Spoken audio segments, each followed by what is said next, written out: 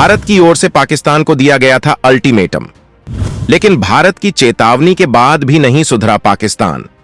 अब पाकिस्तान जाने वाला पानी कभी भी बंद कर सकता है भारत। सिंधु जल समझौता तोड़ेगा भारत। भारत ने दिया पाक को लास्ट नोटिस।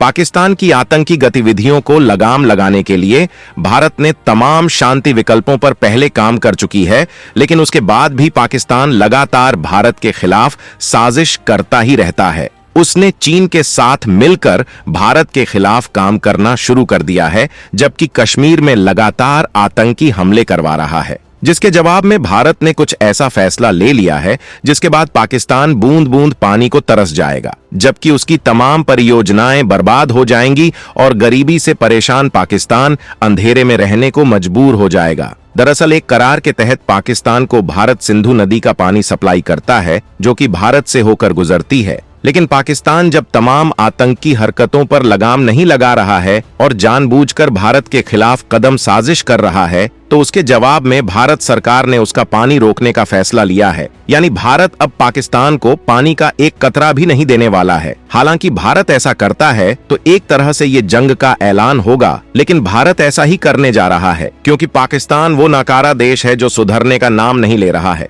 आपको इस पूरे समझौते को विस्तार से बताएंगे और ये भी बताएंगे कि कैसे इसका फायदा पाकिस्तान भारत से ज्यादा ले रहा है। साथ ही भारत इस पानी को कैसे रोकेगा वो भी आपको बताएंगे, लिहाजा वीडियो के आखिर तक बने रहिएगा। 1960 में दोनों देशों के बीच हुआ था सिंधु जल समझौता। भारत ने इस करार को रद्द करने के लिए जारी किया नोटिस।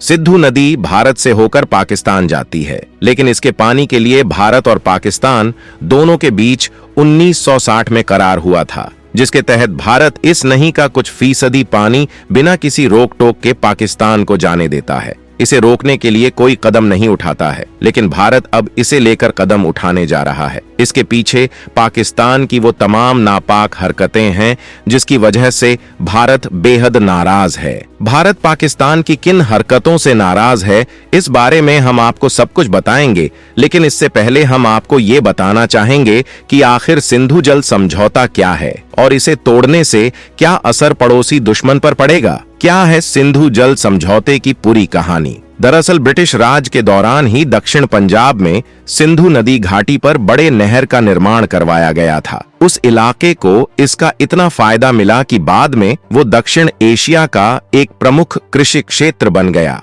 भारत और पाकिस्तान के बीच बंटवारे के दौरान जब पंजाब को विभाजित किया गया तो इसका पूर्वी भाग भारत के पास और पश्चिमी भाग पाकिस्तान के पास गया। बंटवारे के दौरान ही सिंधु नदी घाटी और इसकी विशाल नहरों को भी विभाजित किया गया, लेकिन इससे होकर मिलने वाले पानी के लिए पाकिस्तान पूरी तरह भारत पर निर्भर था। पानी के बहाव को बनाए रखने के मकसद से पूर्व और पश्चिम पंजाब के चीफ इंजीनियरों के बीच 20 दिसंबर 1947 को एक समझौता हुआ। इसके तहत भारत को बंटवारे से पहले तय किया गया पानी का निश्चित हिस्सा मार्च 1948 तक पाकिस्तान को देते रहना तय हुआ। अप्रैल 1948 को जब समझौता लागू नहीं रहा तो भारत ने दो प्रमुख नहरों का पानी रोक दिया, जिससे पाकिस्तानी पंजाब की 17 लाख एकड़ जमीन पर हालात खराब हो गए। भारत ने इस कदम के पीछे कई वजहें थीं, जिसमें एक था कि पाकिस्तान द्वारा कश्मीर के एक हिस्से पर जबरन कब्जा। बाद में हुए समझौते के बाद भारत पानी की सप्लाई जारी रखने पर राजी हो गया।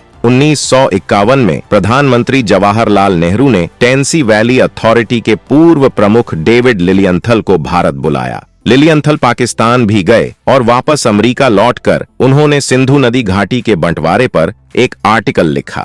ये आर्टिकल विश्व बैंक चीफ और लिलियंथल के दोस्त डेविड ब्लैक ने भी पढ़ा और ब्लैक ने भारत और पाकिस्तान के नेताओं से इस बारे में बात की और फिर शुरू हुआ दोनों पक्षों के बीच बैठकों का सिलसिला। ये बैठकें करीब एक दशक तक चलीं और आखिरकार 19 सितंबर 1960 को कराची में सिंधु नदी घाटी समझौते पर हस्ताक्षर हुए। सिंधु समझौते के तहत सिंधु नदी घाटी की नदियों को पूर्वी और पश्चिमी नदियों में विभाजित किया गया। समझौते के मुताबिक झेलम और चेनाब को पश्चिमी नदियां बताते हुए इनका पानी पाकिस्तान को दिया गया, जबकि रावी, ब्यास और सतलज को पूर्वी नदियां बताते हुए इनका पानी भारत को दिया गया। समझौते के मुताबिक भारत पूर्वी नदियों के पानी का बैरोकटॉक इस्तेमाल कर सकता है। वहीं पश्चिमी नदियों के पानी के इस्तेमाल का भी कुछ अधिकार भारत को दिया गया था, जैसे बिजली बनाना, खेती के लिए पानी। इस संधि में दोनों देशों के बीच समझौते को लेकर बातचीत करने और साइट के मुआयना का भी अधिकार है। इसी समझौते के तहत सिंधु आयोग भी स्थापित किया गया, जिसके तहत दोनों देशों के कमिश्नरों के मिलने का प्रस्ताव था। यानी दोनों कमिश्नर इस समझौते के किसी भी विवादित मुद्दे पर बातचीत कर सकते हैं और वक्त वक्त पर आपस में मिलेंगे। इसमें यह भी तय हुआ था कि जब कोई एक देश किसी परियोजना पर काम करता है और दूसरे को उस पर कोई आपत्ति है, तो पहला देश उसका जवाब देगा। दोनों पक्षों की बैठकें होंगी। बैठकों में भी अगर कोई सॉल्यूशन नहीं निकल पाया तो दोनों देशों की सरकारों को इसे सुलझाना होगा। इसमें किसी बिचौलिए को भी रखा जा सकता है। लेकिन भारत अब इस फैसले को रद्द करने जा रहा है, जिसकी वजह से पाकिस्तान का हलक सूख गया है। पाकिस्तान के आतंक के जवाब में भारत रोकेगा दुश्मन का पानी, शुरू करेगा तमाम बड़ी बिजली परियोजनाएं, किसान होंगे मालामाल।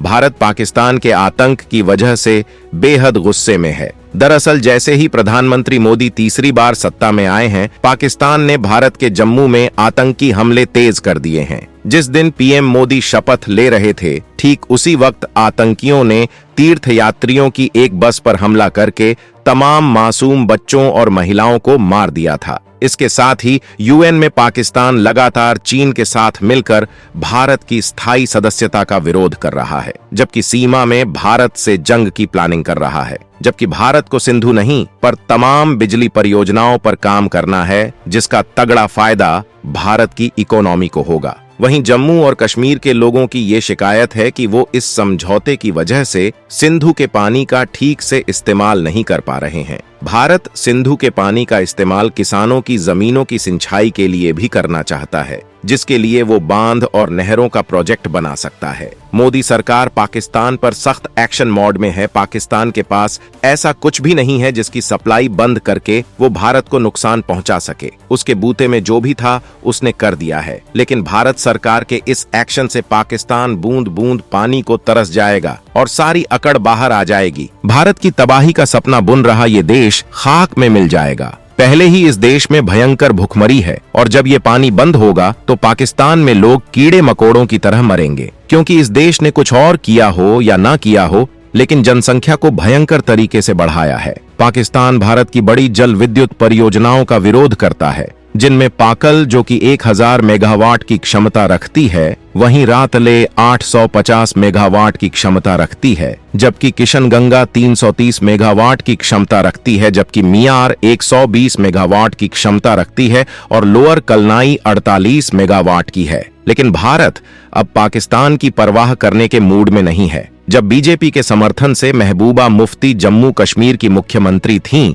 तो उन्होंने कहा था कि सिंधु जल संधि से राज्य को 20,000 करोड़ का नुकसान हो रहा है और केंद्र उसकी भरपाई के लिए कदम उठाए। वहीं जब तुलबुल प्रोजेक्ट कश्मीर में बनने की बात आई तो पाकिस्तान ने आपत्ति जताई थी। तुलबुल प्रोजेक्ट में बारिश के दौरान पानी रोकने की बात थी, जो समझौते के अनुसार नहीं किया जा सकता था, क्योंकि समझौते में ये लिखा गया था कि पानी का इस्तेमाल इस तरह से कर सकते थे कि उसकी धारा बहती रहे। लेकिन अब भारत ने पाकिस्तान को जो नोटिस दिया है, उसके हिसाब से ये साफ है कि वो इस करार को तोड़ने के फुल मूड में है, क्योंकि एक्सपर्ट्स के मुताबिक भारत वियना समझौते के लॉ ऑफ ट्रीटीज की धारा 62 के तहत ये कहकर पीछे हट सकता है कि पाकिस्तान चरमपंथी गुटों का उसके खिलाफ इस्तेमाल कर रहा है। अंतर्राष्ट्रीय न्यायालय ने कहा है कि अगर मूलभूत स्थितियों में परिवर्तन हो तो किसी संधि को रद्द किया जा सकता है, जबकि भारत ने नोटिस में यही कहा है कि समझौते के हिसाब से अब तमाम हालत बदल चुके हैं। भारत की जनसंख्या अब बढ़ चुकी है और भारत अपने जलवायु परिवर्तन को रोकने के प्रयासों के लिए कार्बन उत्सर्जन को कम करने की दिशा में भी काम कर रहा है, जिसके लिए उसे पानी का जरूरत होगी। वहीं पाकिस्तान लगातार भारत के अंदर आतंकवाद को बढ़ा रहा है, जिससे इस समझौते को आगे बढ़ाने में दिक्कत हो रही है। अब आप सोच रहे होंगे कि भारत के इस कदम के खिलाफ पाकिस्तान क्या कर सकता है। तो पाकिस्तान ज्यादा से ज्यादा विश्व बैंक के पास जा सकता है, क्योंकि इस मामले में वो बिचौलिया था। लेकिन इस वक्त भारत की दुनिया भर में ऐसी धमक है कि पाकिस्तान की कोई नहीं सुनेगा। तो दोस्तों, भारत के इस कदम पर आपका क्या सुझाव है, कमेंट में जरूर बताएं।